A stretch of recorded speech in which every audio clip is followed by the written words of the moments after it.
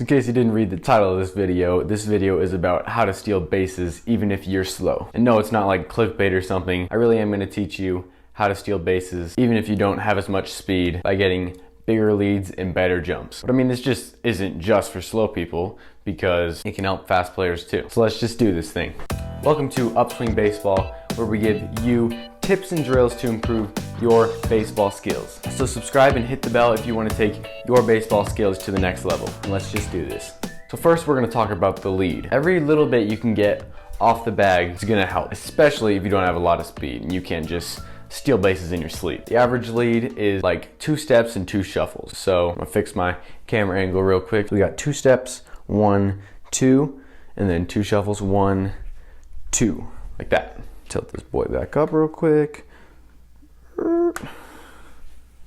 And they're full steps and full shuffles too. I didn't really do as big as I normally would because don't have a lot of room in this room. So just make sure you're doing normal size steps and full shuffles. But that size is just the standard. It's going to change a lot depending on a lot of things, like how fast you are, how good you are at reading pickoffs and how fast you can get back, how often the guy is picked off, how fast his pickoff move is and stuff. So it's your job as the base runner to figure out how far off the base you can get without getting picked off. And obviously, if you're slow and you're trying to steal a base, you got the steal sign on, or if you got the green light to steal, you're gonna want to take a little bit extra to try to get that little bit more to second or third, whatever base you're stealing to. But how do you get the biggest lead possible? I would start with the 2 steps and 2 shuffles like we already talked about if you haven't seen a move yet. But if you have seen a move and it's really quick, like the dude's lightning fast, maybe he's a lefty, or he's got a really quick righty move, maybe go a little bit shorter, like 1 step and 2 shuffles, something like that. And if you're late in the game, the guy's throwing a lot of pitches, he's had a lot of base runners and hasn't picked on any of them, you can take a little more because he probably doesn't have a good pick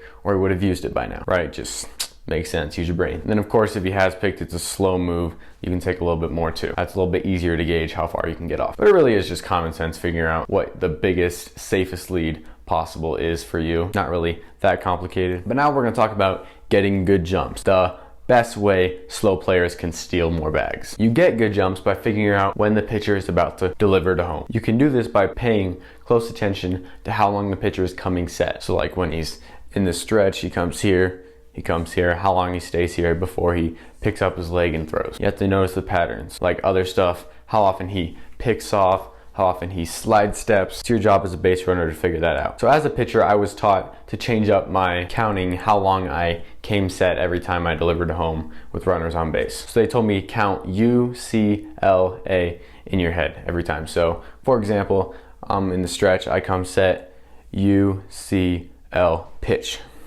like that. Or come here, U pitch. Or here, U-C-L A-U-C-L pitch, like that. Just change it up every time. I don't really know why it's UCLA though. That's just what they told me. You can probably use any 4 letters though. But most pitchers do not do this. They don't count in their head the letters. They just fall into a habit, kind of pitch at the same rhythm every time. Some guys change it up, just kind of hold it for a little bit longer sometimes.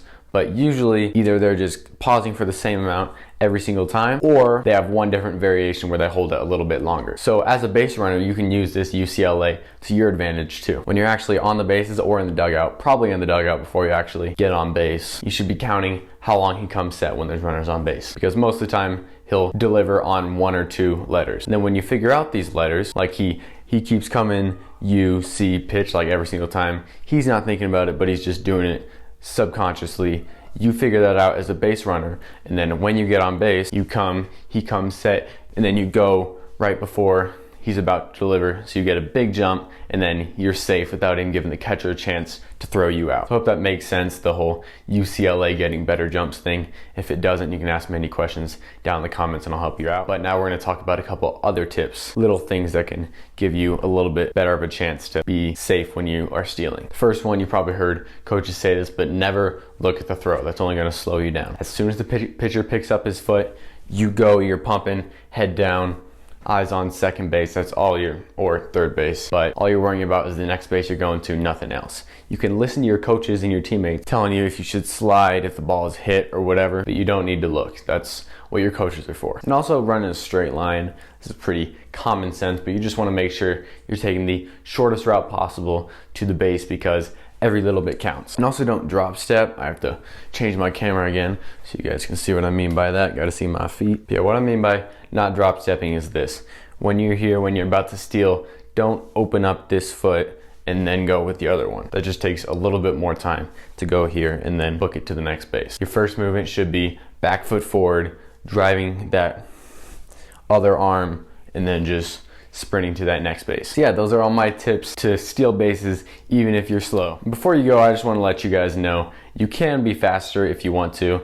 Like, speed is something you can increase if you work at it. Stuff like climbing stairs, running hills, using stuff like weighted sleds, you can see right there, and those parachutes, running with those, running with resistance, those can all increase your speed. If you're slow right now, you don't have to be slow forever. I mean, you probably won't be as fast as like D. Gordon or somebody, but you can definitely increase your speed. And I'll have links down in the description to some gear that will help you be faster, like the weighted sleds or the parachutes and stuff like that. And along with those, there's lots of other stuff down there in the description that you should check out as well. So like this video if you haven't already, and share it with all your slow friends who need all these tips badly. But thanks so much for watching. I really hope this video helped you. You can click that video down there if you want to improve your baseball skills some more, but I'll see you guys later.